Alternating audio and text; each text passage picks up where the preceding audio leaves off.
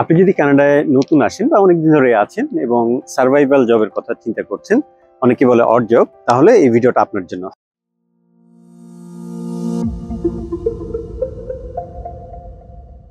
Hello, আমি মোহাম্মদ কায়েসুর রহমান। আমি একজন regulated Canadian immigration consultant RCIC।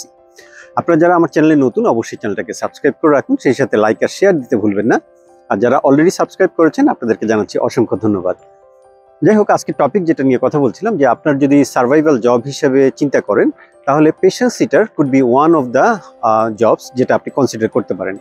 আচ্ছা, পেশেন্ট সিটারের জবটা কি? সেটা হচ্ছে যে এখানে কানাডায় দেখা যায় যে বিভিন্ন সময় আপনার রুগী যখন হসপিটালে আসে, তাদেরকে অ্যাটেন্ডেন্টের প্রয়োজন পড়ে এবং সেই ক্ষেত্রে হয়তো ফ্যামিলি মেম্বাররা কেউ নেই।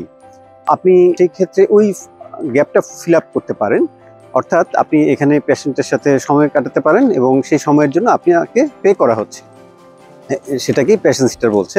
আপনি জব ডেসক্রিপশনের মধ্যে মেইনলি হচ্ছে যে আপনি লুক আফটার করা, জাস্ট দেখাশোনা করা যে আপনার রোগী কোনো দিকে চলে যাচ্ছে কিনা বা কোনো কিছু প্রয়োজন আছে কিনা। কিন্তু আপনার যেটা জব ডেসক্রিপশনে পড়ে না, যেমন ধরুন আপনি মেডিকেশন দিতে পারছেন না বা কোনো ইনজেকশন পুশ করতে পারবেন না, আপনি তাহলে কি করতে পারছেন? আপনার যদি কোনো প্রয়োজন হয় রোগীর সাথে, সেক্ষেত্রে আপনি চাইলে নার্সকে ডাকতে পারেন বা ডাক্তারকে ডাকতে পারবেন, এটুকু পর্যন্তই।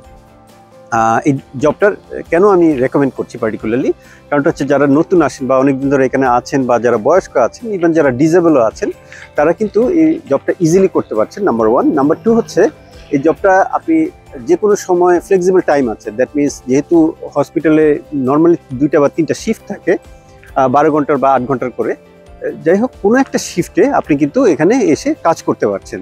দ্যাট মিনস আপনি যদি রাতে, ধরুন আপনার রাতে 8টা থেকে ভোর 8টা পর্যন্ত বা রাতে অনেক সময় 10টা থেকে ভোর 6টা পর্যন্ত, এরকম কোনো একটা সময় আপনার এখানে কাজ করার সুযোগ রয়েছে। আর রাতে যদি আপনি কাজ করেন, তাহলে মেইন সুবিধাটা হচ্ছে যে রাতে কিন্তু পেমেন্ট একটু বেশি দেওয়া হয়। দ্যাট মিনস 50 সেন্টস বা $1 বেশি দেওয়া হয়। এবং এই পেশেন্ট সিটারের জবে কিন্তু মাত্র একেবারে মিনিমাম যেই পেমেন্ট আছে যে কোনো প্রভিন্সের বা টেরিটরিগুলির, ওইটুকু পর্যন্তই দেওয়া হয়।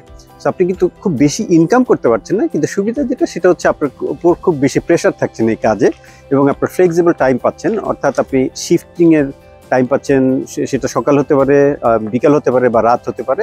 সো বেসড অন দ্যাট আপনি জাস্ট আসতে পারছেন এবং আপনার সময় দিচ্ছেন, and you are getting paid. আপনি যেটা এই ব্যাপারে সতর্ক থাকবেন, সেটা হচ্ছে অবশ্যই সেন্ট দিয়ে আসবেন না। এটা খুব খুব ইম্পর্টেন্ট যে ওয়ার্ক প্লেসে সেন্ট দেওয়াটা একেবারেই প্রবলেমেটিক, আর স্পেশালি রোগীর ক্ষেত্রে তো নাই। আর হচ্ছে আমরা যারা এশিয়ান আছি, তারা যেহেতু স্পাইসি ফুড খাই, সেটা একটা সমস্যা। তার মানে অনেক সময় স্পাইসের গন্ধ বের হয়। সো এই গন্ধটার থেকে আপনি অবশ্যই স্পাইসি ফুড রোগীর সামনে খাবেন না। যদি খেতে হয়, আপনি আপনার নির্দিষ্ট সময় পাবেন, যখন আপনি ব্রেক পাবেন তখন খাবেন। আর এমন কোনো পরিস্থিতি আসলো যেটাতে আপনি হয়তো সামাল দিতে পারছেন না বা আপনি বুঝতে পারছেন যে কী করা উচিত, সেক্ষেত্রে আপনি ইমিডিয়েটলি নার্সকে ডাকতে পারেন বা হসপিটাল অ্যাডমিনিস্ট্রেশনে যারা আছে তাদেরকে ডাকতে পারেন। বা রোগী যদি এরকম হয় যে খুব আনরুলি হয়, সেক্ষেত্রেও আপনি কিন্তু এই কাজটা করতে পারেন, যে হসপিটালের অথরিটিকে আপনি জানাতে পারেন। এই ছিল মোটামুটি আপনার সার্ভাইভাল জবের ব্যাপারে বলা। তবে একটা ওয়ার্ড খুব ইম্পর্টেন্ট, সেটা হচ্ছে অনেকেই বলে যে অড জব কিনা। আসলে অড জব বলে কিছু নেই কানাডায়, আমরা এটাকে সার্ভাইভাল জব বলি। কেন এটাকে সার্ভাইভাল বলা হচ্ছে, কেন অড বলা হচ্ছে না? কারণ অড হলে তো তার মানে এখানে হাজার হাজার বা লাখ লাখ লোক আসলে অড জব করে, ব্যাপারটা তা না। ব্যাপারটা টার্মটা ইউজুয়ালি সার্ভাইভাল জব। অলরাইট, ঠিক আছে, অন্য কোনো ভিডিওতে দেখা হচ্ছে।